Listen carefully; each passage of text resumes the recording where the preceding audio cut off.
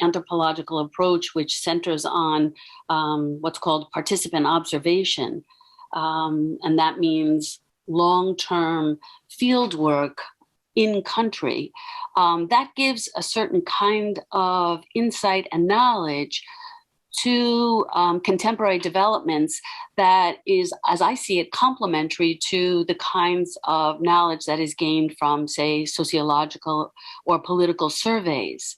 I think the main contribution ethnographic research offers is what how people understand certain categories, values, and other ideas.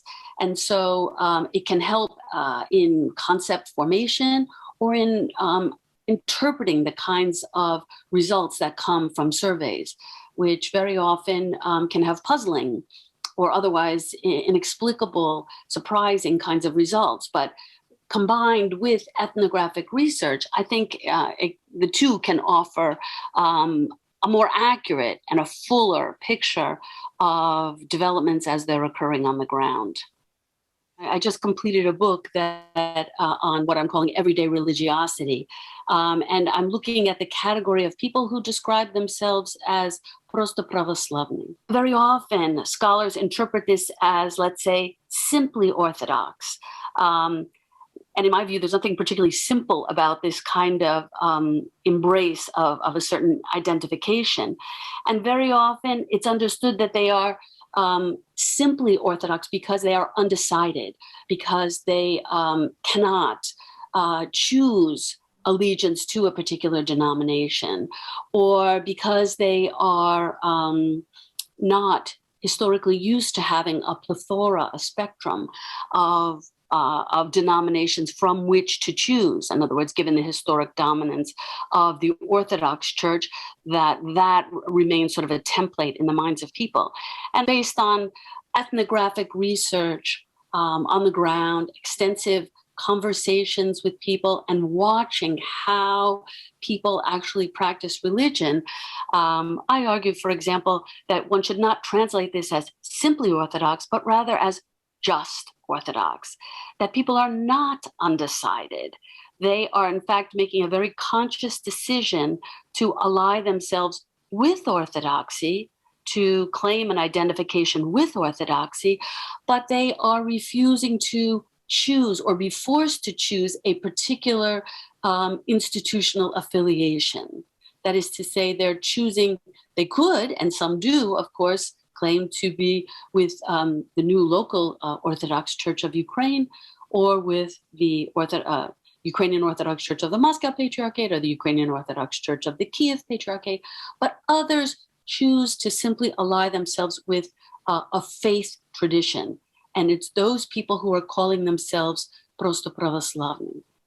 And so I came to those kinds of conclusions after seeing people very actively practicing religion, but just not doing it in a narrow, institutional, denominational kind of way. And so in that sense, I think an anthropological approach offers in nuance as to how these kinds of categories might be understood.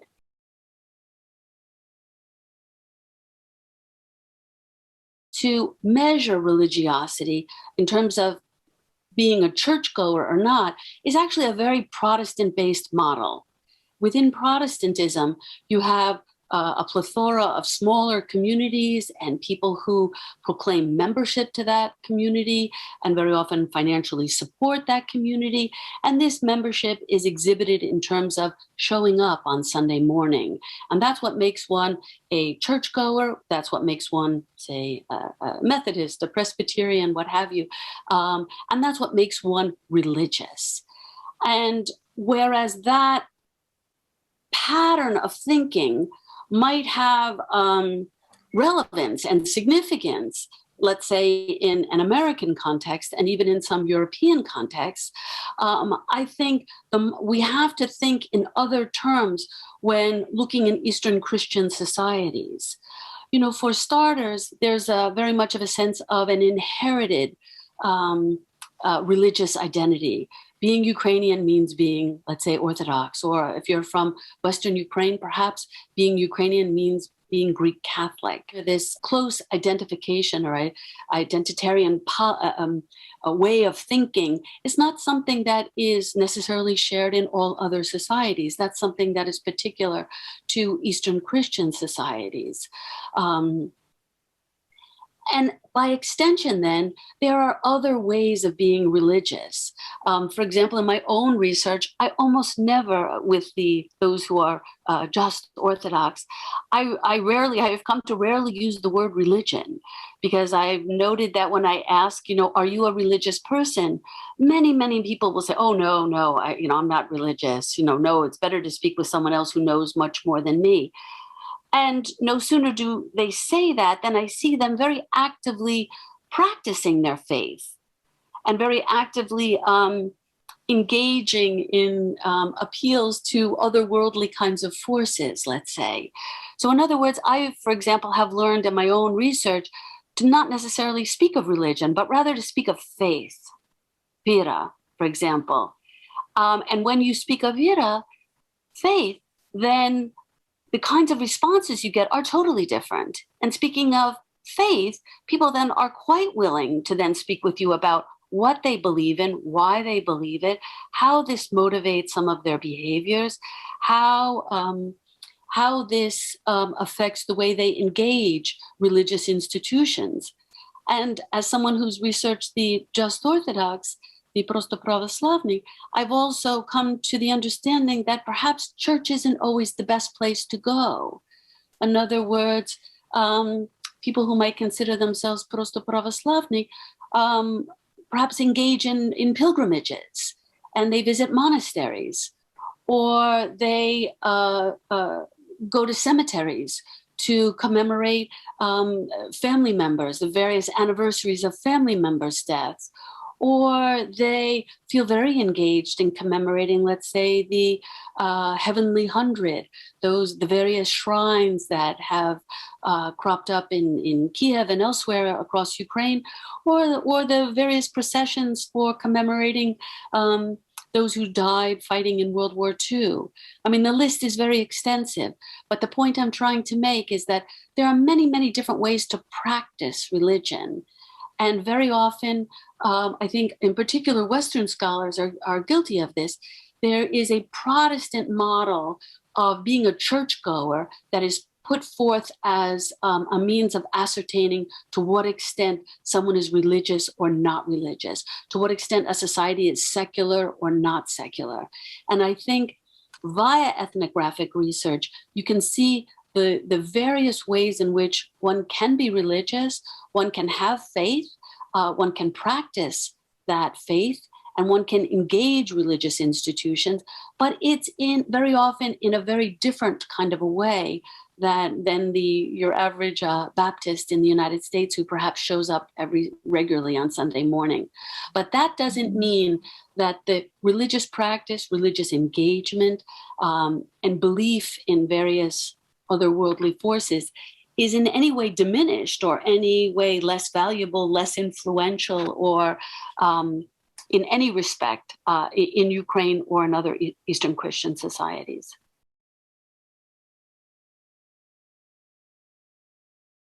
And did they achieve atheism?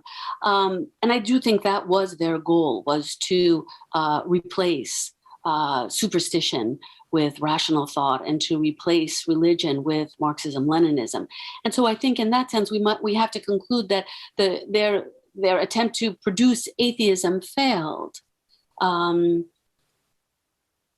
What they used a variety of methods by which to diminish the appeal and the influence of religion, some of which were in fact successful.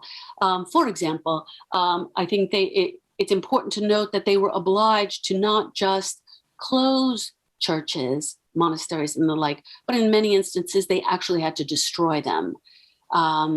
They not only had to rein in the activities of clergy, but they had to execute them. They had to ship them off to the gulag to silence them and to neutralize their authority. So in other words, had recourse to very extreme measures.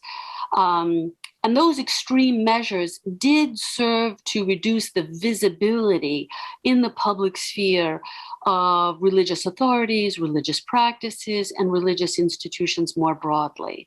I think we can say that there they achieved a measure of success. But that is a far cry from actually realizing atheism. I think what we saw was, I've argued in earlier books that what the Soviet system and its campaigns to promote atheism, what it primarily produced was a lack of knowledge about religious doctrine or religious symbolism, knowledge of the liturgy, knowledge of the history of orthodoxy and the like. In other words, it diminished knowledge about official aspects of religion. It did not, however, diminish belief in such things as the soul, the afterlife, or the fact that there were otherworldly forces, however understood, whether you're talking about natural forces that animate nature, or the idea of ghosts, or the unquiet dead, or a variety of other concepts that trade on the fact that there is some other realm. There are extraordinary differences. Some of the most secular, as defined by not just actual church membership and church participation in liturgies or services, but also simply in belief in, let's say, the afterlife, or once again, soul and other religious concepts, are among the lowest in places, like you said, the Czech Republic, Estonia. I would even add parts of Eastern Germany, what was the former Eastern Germany, and then there are other pockets as well. It's important to note, however, that what those three examples hold in common is, once again, they are non-Orthodox. They're primarily Protestant populations. And I think there are certain differences. And once again, this sense of an Orthodox civilization, and that this is inherited, and there is much to be gleaned and find meaningful in the aesthetic tradition, in even the learned tradition, and in various kinds of holidays, and the ways in which, once again, on an everyday level, a person marks time and marks space. This is profoundly influenced by Orthodoxy in Eastern Christian societies and Ukraine as well. And so I think in that sense, where you might have people who might be disparaging, might criticize religious institutions, and might not necessarily believe in many aspects of religious doctrine, or might not see them, they understand themselves as being far more, and their own decisions as being far more in control of the course of their life.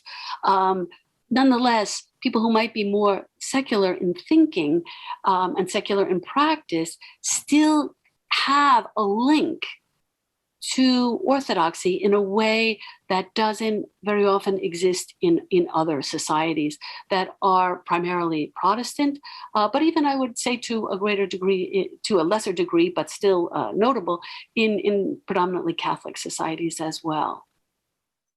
I was an advisor to the Pew Forums. They did a very, very extensive survey on religious attitudes in Eastern Europe, and trying to situate that within a broader framework of trying to consider, I might add specifically places like Ukraine. They selected out certain countries for especially deep surveys. And we're trying to understand Ukraine in relation to Eastern Europe, and similarly the rest of Europe as well. And one of the really surprising findings for me, for example, was, although there was great criticism of Russia on a whole number of fronts politically, nonetheless, there was widespread endorsement of the Russian Orthodox Church as being a bulwark against what they saw radical change being imposed from the outside. They trusted the Russian Orthodox Church in particular to maintain traditional Christian values. These primarily pertain to values that inform gender and sexual identities. That was a particularly surprising finding.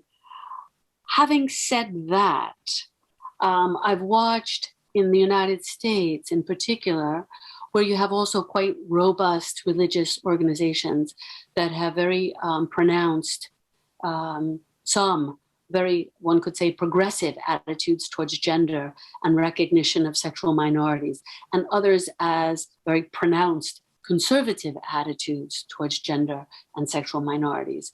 And I've watched the way in which it has not worked to the advantage to those conservative groups trying to rally support by mobilizing condemnation of any kind of change to God-given gender-based identities, or mobilizing condemnation, even exclusion of sexual minorities. This is an issue that has not worked to their favor.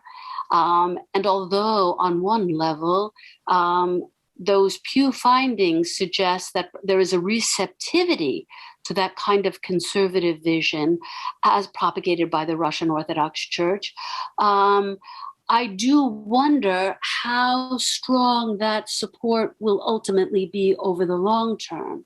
I note that, for example, in Georgia, one could say Georgia, this is obviously a country like Ukraine that has lost part of its territory to Russian-backed aggression in Abkhazia.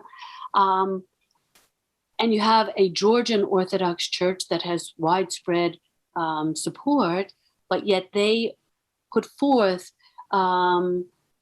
this very conservative view of God-given gender-based identities and God-given gender-based sexual practices.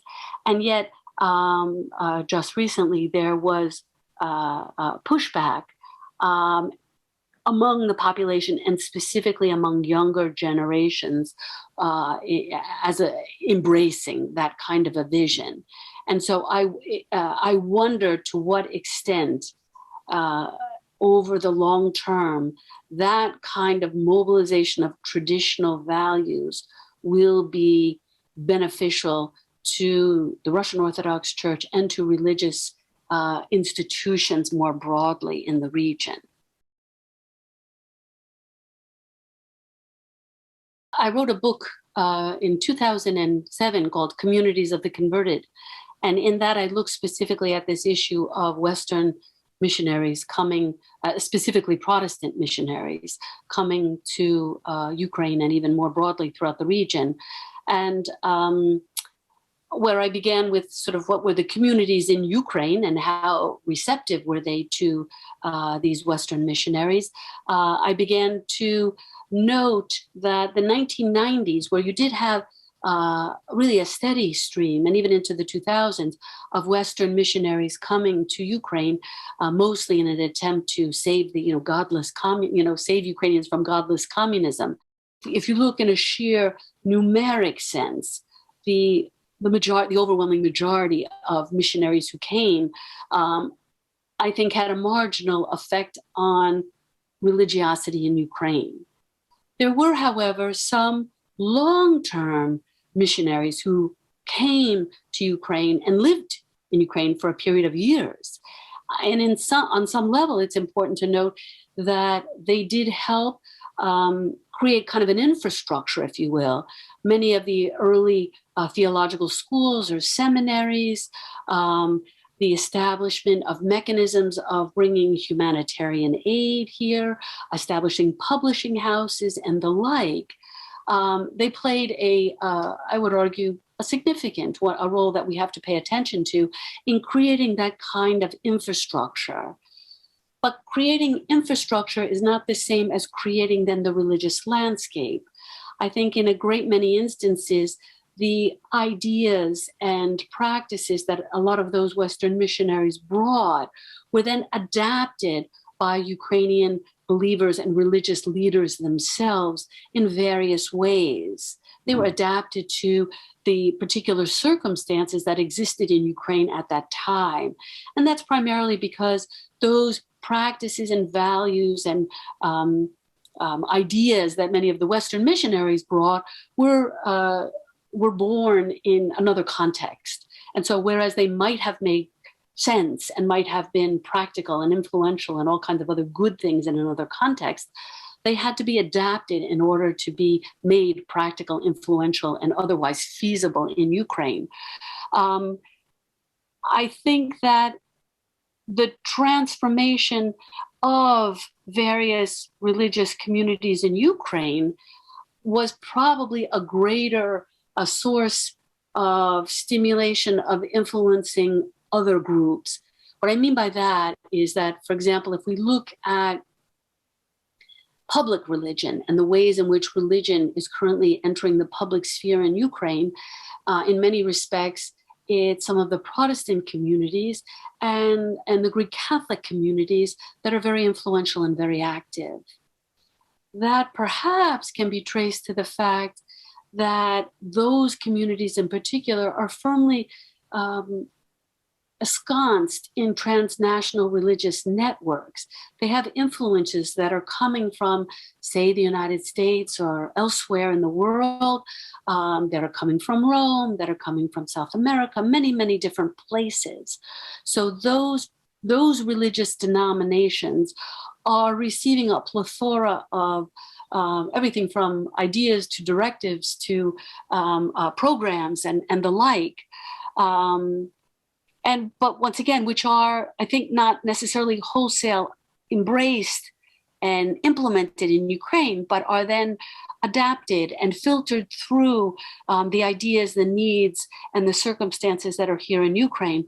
But to the extent that those two religious denominations are active and successful, by definition, they then, in some instances, put pressure or at least influence the various Orthodox churches. They are forced to respond to the innovations of those propositions of those different religious institutions of the Greek Catholic Church and of the various Protestant churches. The thing that never ceases to surprise me is the enormous role that commemorating death and tragedy plays in Ukraine. And of course, religion, religious worldviews and religious practices and concepts and sensibilities are very oriented towards the afterlife and the unseen world.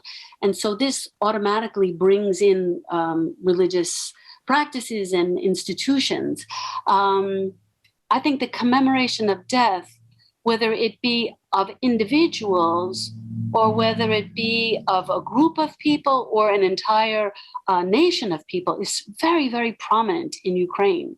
And I find myself continually surprised by that, that recourse to very sad, even tragic kind of events, and the use of those kinds of events by the state, by religious institutions, for the purposes of generating solidarity and forging a nation.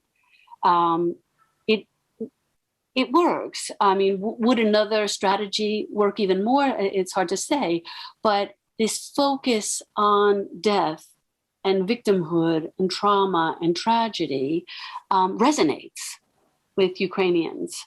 On one level, the 20th century was not kind to Ukraine. It is a century of extraordinary suffering. There is no question of that. So on one level, it's not a mystery why death and tragedy and victimhood resonates, but it never ceases to amaze me the extent to which it resonates. The main lesson, specifically as it concerns religion, is that we humans are social animals. We want and we even need to belong to a group. And, Emil Durkheim, a very famous theoretician of religion, famously said the difference between religion and magic is that there's no church of magic. Magic, superstition, and the like are individually practiced, whereas religion is inherently social. And I think people need that. And I think that's why, returning to the just Orthodox or the Prosto Pravoslavny, one of the reasons why you have that category is people want to belong. They want to feel connected to other people. And while there are a multitude of ways of feeling connected to other people, religion is a powerful way of doing so. It connects people not only to members of their own familial group, their national group, but those who are living as well as those who are dead. It connects them to ancestors. It connects them to a place. And it connects them to certain shared practices, certain values. And once again, the shared emotional palette, the shared inclinations, orientations, and a sense of recognizing a shared atmosphere.